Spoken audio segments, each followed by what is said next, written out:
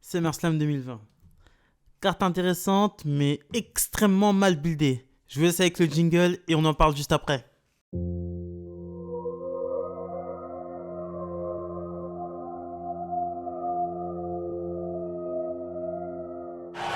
Do I have everybody's attention now? Yo, c'est Catch la chaîne on parle 4. Aujourd'hui, review pronostic de SummerSlam 2020. On commence tout de suite. Et avant de commencer la vidéo, j'aimerais vous demander de vous abonner, de liker, de commenter, de partager comme d'habitude. Et si vous avez aimé, mon contenu, partagez-le. Un petit pouce bleu, ça coûte rien. On commence tout de suite avec les Street Profits contre Angel Garza et Andrade. Je pronostique une victoire d'Angel Garza et Andrade parce que les Street Profits en tant que champion par équipe, on y a cru. Je vous cache pas que moi aussi je les voulais en tant que champion par équipe, mais tous les segments avec les Viking Riders, les trucs, vas-y on va au golf, après on va se faire un petit bowling, après on se retrouve dans un match scénarisé où c'était pas du tout un match, non, pour moi c'est plus possible. Changement de titre obligatoire à SummerSlam, il faut des nouveaux champions par équipe, il faut une nouvelle dimension pour les titres par équipe, et je pense que Angel Garza et Andrade en ont besoin, voilà, en ont besoin, et je pense que, en tout cas sur le ring, ça sera excellent, je pense. Je pense que sur le ring, ça sera excellent. On passe directement à Mandy Rose contre Sonya Deville, Air versus Air match. Les deux sont en rivalité depuis après WrestleMania. Elles ne se lâchent pas, c'est vrai qu'elles ont disparu des écrans pendant peut-être 3 semaines. 3 grosses semaines, donc j'avais fini par les oublier. Elles sont revenues il y a 2 semaines avec un segment où Sonya Deville coupe les cheveux de Mandy Rose. Et ensuite Mandy Rose cette semaine a provoqué Sonya Deville dans un match Air versus Air match. Donc il y en a une des deux qui finira chauve après ce match. Je pense que c'est tout simplement Sonya Deville qui perdra, qui finira chauve. Parce que en aucun cas, je pense que la WWE gagnerait à mettre Mandy Rose chauve. Elle est trop fraîche pour ça.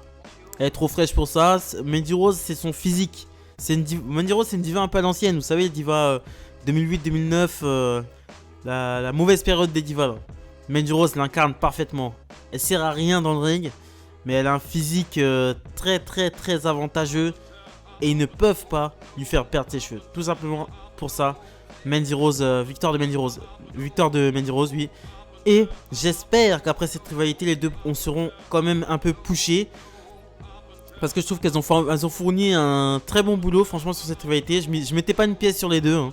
Franchement, les deux, quand ils étaient en Fire and Desire, c'était pas possible. Mais là, franchement, Sonya Deville, elle nous a montré tout son talent quand on lui donne un micro en main.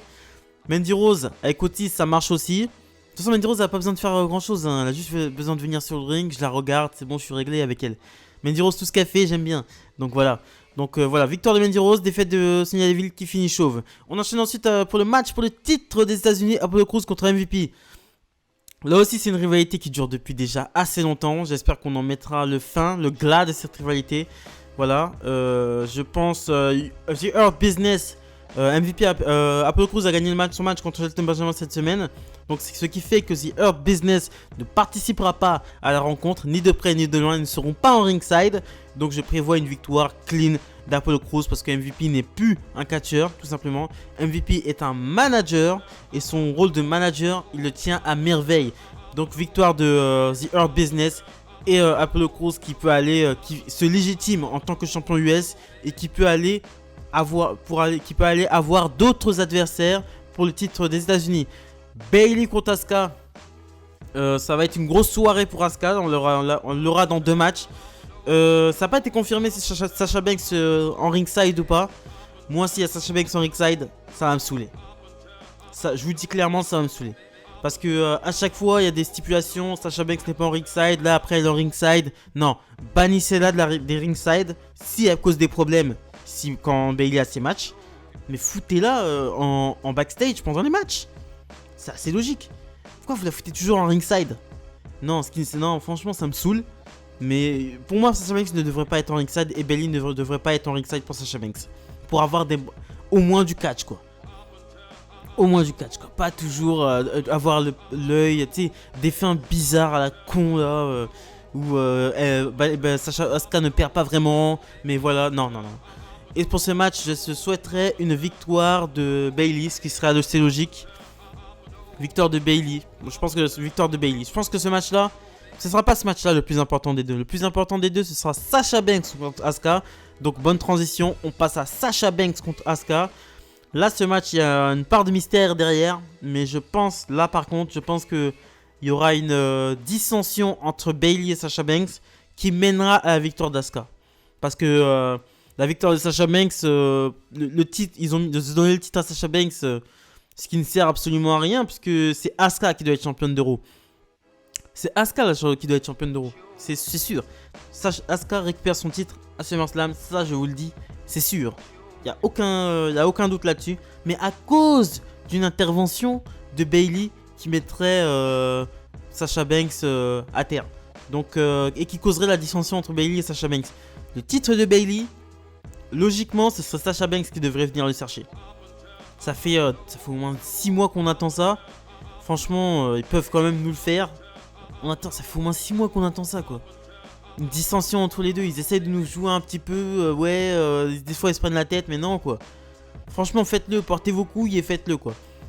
On ensuite avec un match, le match qui me hype le plus de la soirée, Seth Rollins contre Dominic. On a appris que Rey Mysterio sera aux abords du ring et que ce sera un street fight.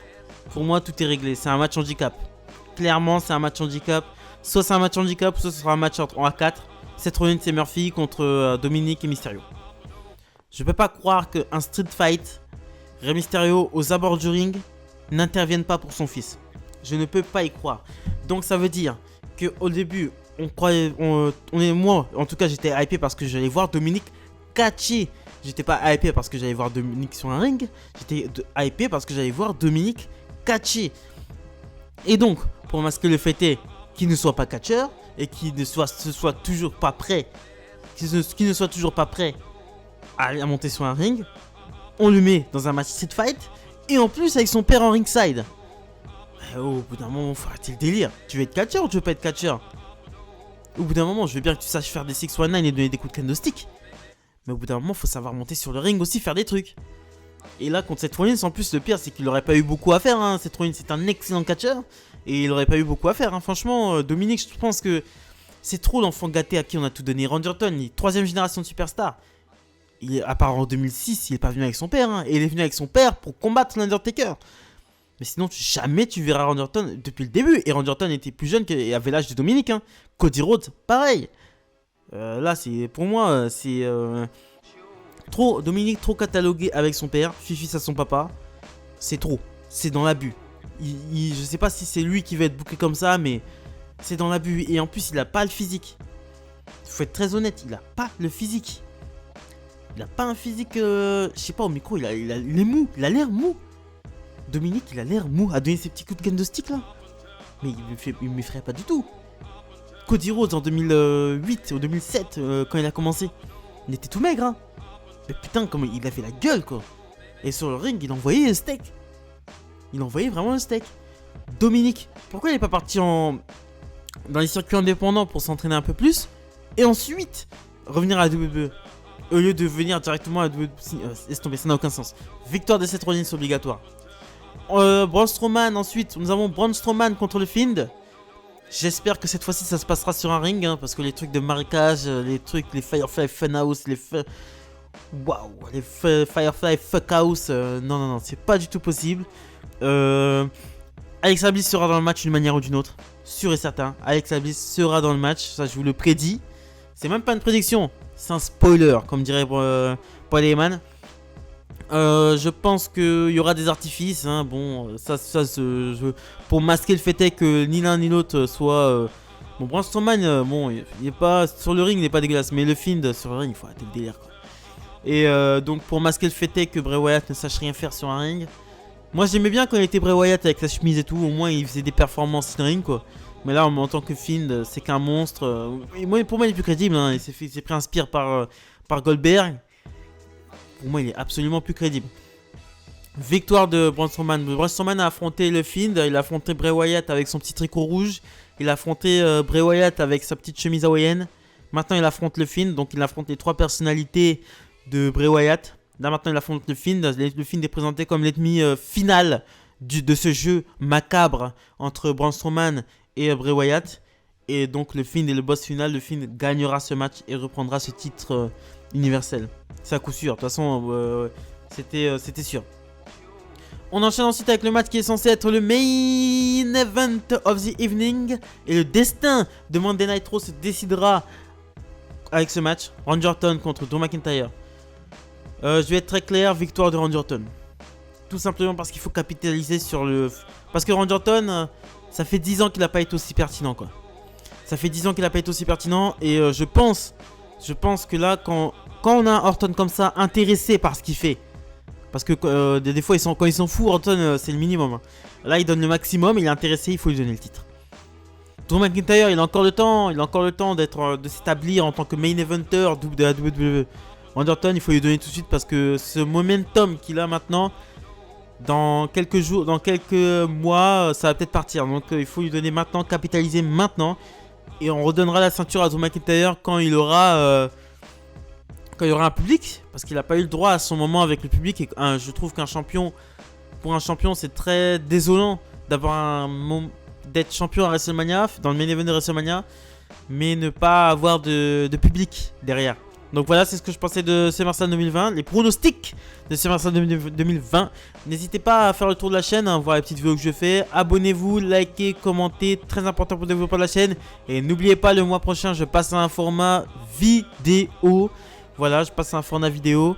Et voilà, passez un bon milieu de semaine. Abonnez-vous, likez, commentez, partagez. N'oubliez pas de cliquer sur la petite cloche bleue pour être au courant de toutes les news que je sors. Salut les amis.